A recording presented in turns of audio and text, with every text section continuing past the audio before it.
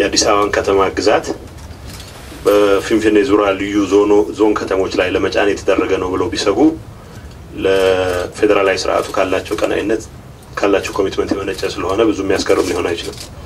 በህብረተሰቡ ዘንድ በቂ ግንዛቤ ለመስጠት የሚያስችል ስራ ያልተሰራው ረቂቅ ስለሆነ ነው። በጥናት ደረጃ ባለሙያዎች አጥንተውት ስቴክሆልደርስን አነጋግረው ህዝቡን ማነጋግረው አዋይተው የመጨረሻ ቅርጽ የያዘ አልነበረም። በባለሙያ ጥናት ደረጃ በሳይንሳዊ ጥናት ደረጃ ለመጨረሻ የፖለቲካ ውሳኔ ለመቅረብ በሚያስችለው ደረጃ በሚያስችለው ቁመና ላይ ደረሳል ነበር። ይሄ ፕላን እንደመነሻ እንዳልኩት በሁለት አንደኛ ለፌደራል ስርዓት መጠናከር ካለ ኮሚትመንት አንፃር እውነት እንደተባለው ሆኖ ከሆነ ሊሆን አይገባም የሚል ጄኑዊንሊ ስጋቱን የገለጸ ግን በዛ ጄኑዊን ስጋት ላይ ተመስርቶ አቋሙን ባንድ በሌላ መልኩ መግለጽ የፈለገ የህብረተሰብ ክፍል ነበረ። እንኳን አሁን በመንለው ደረጃ የአንድም ሰውም ቢሆን አካል መጉደል ሊያስከትል የማይገባው ይልቁንም በተሳሳተ መልኩ ስለተመራ ካልኩሌት በሚያደርጉ ወገኖች ስለተመራ ላላስፈላጊ ሁከት ላላስፈላጊ ንብረት ውድመት ላላስፈላጊ ሰው ህይወት መጥፋት ምክንያት ሆኗል። ይሄ አሳዛኝ ነው። የሚዘውሯቸው ወገኖች ኢላማ እንዲያደርጉ የፈለጉት የመንግስት ተቋማትን የወረዳ ይሁን የቀበሌ አመራር አባላት መኖሪያ ቤቶችን የልማት ተቋማትን ብሎም የሞዴል አርሶ አደሮች ማሳዎችም ሳይቀር ማጥቃት ማቃጠል የጀመሩት ቁጥሩ ማይናቅ ዜጋ የአካል ጉዳት የሞት አደጋ ደርሶበታል። በጣም የሚያሳዝን ነው። በተለይ በምዕራብ ሸዋ እና በደቡብ ምዕራብ ሸዋ ባሉ ጥቂት ከተሞች አካባቢ ያለው እንቅስቃሴ ከማስተር ፕላንም ጋር አይገናኝም። ከሌሎች እንደመነሻ በመፈክር ደረጃ ከሚነሱ ሌሎች የመልካም አስተዳደር የመብት የወዝተ ጉዳዮችም ጋር አይገናኝም። ወደ ለየለት ስርዓት አልበኝነት እያመራ ያለበት ሁኔታ ተፈጥሯል። በዚህ ሰዓት ነው ምን ያክል ሰዎች ሞተዋል የሚለው ጉዳይ ላይ መነጋገር ትርጉም አልባ ነው። አንዳንድ ወጣቶች የጸጥታ ኃይሎችን ትጥቅም ለመንጠቅ ያረጉ በነበረው እንቅስቃሴም ጭምር ያለፈ ሰው ህይወት አለ።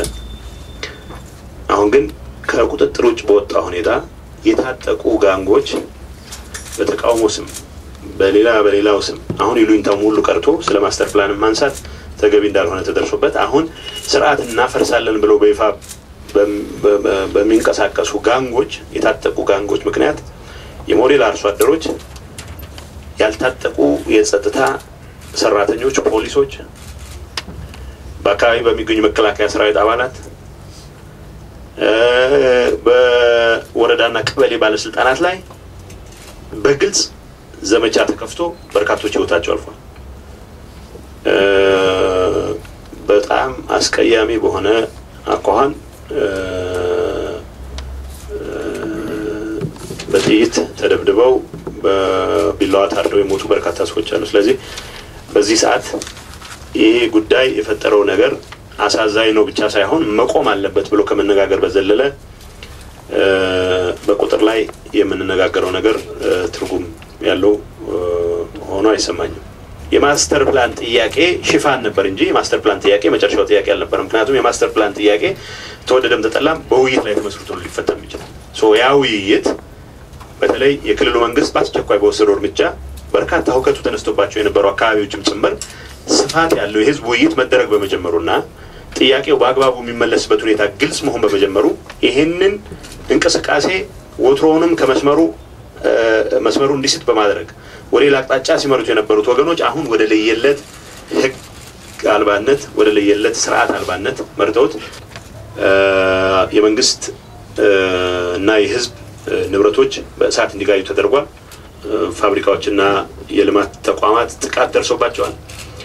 ጥቃቱ አሁንም እየቀጠለ ነው ያለው። እነኛ አንዳንድ ኃይሎች ለምንድነው አያጅቡ አይነት ቡጊማን የሚሉታላቸው ፈረንጆቹ ዝም ብሎ ለማስደንገጥ የሚጠሩ ኃይሎች አይደሉም። ስም ያላቸው ኃይሎች ናቸው። እዚህ ሀገር በህጋዊ መንገድ የሚንቀሳቀሱ ድርጅቶች አሉ። ህጋዊ ሲባል ያው ለምዝገባ ሲባል ህጋዊ ሆኖ በተቻለ መጠን ግን በግርግርና በሁከት ተቀናይተውም ቢሆን ራሳቸውን ቤተ መንግስት ውስጥ እናገኘውናል የሚል ቅዠት ያለባቸው ወገኖች አሉ። እነሱ በስፋት እዚህ ላይ ተንቀሳቀሱበታል። ከምንም ነገር በላይ ግን ከነሱም ጋር በመሆን በአሸባሪነት የተፈረጁ ውጭ ሀገር ያሉ ድርጅቶችም በስፋት በዚህ ጉዳይ ላይ የተሰማሩበት ዛሬ ምዕራብ ሸዋ አካባቢ ያለው አንዳንድ አካባቢዎች ላይ ያለውን ብቻ ብነግራችሁ መንገድ ቆፍረው ብዙ ቦታዎች ቆፍረው መንገድ መኪኖች እንዳይተላለፉ አድርገዋል። አሁን እንዳይተላለፉ ማድረግ አንድ ነገር ነው።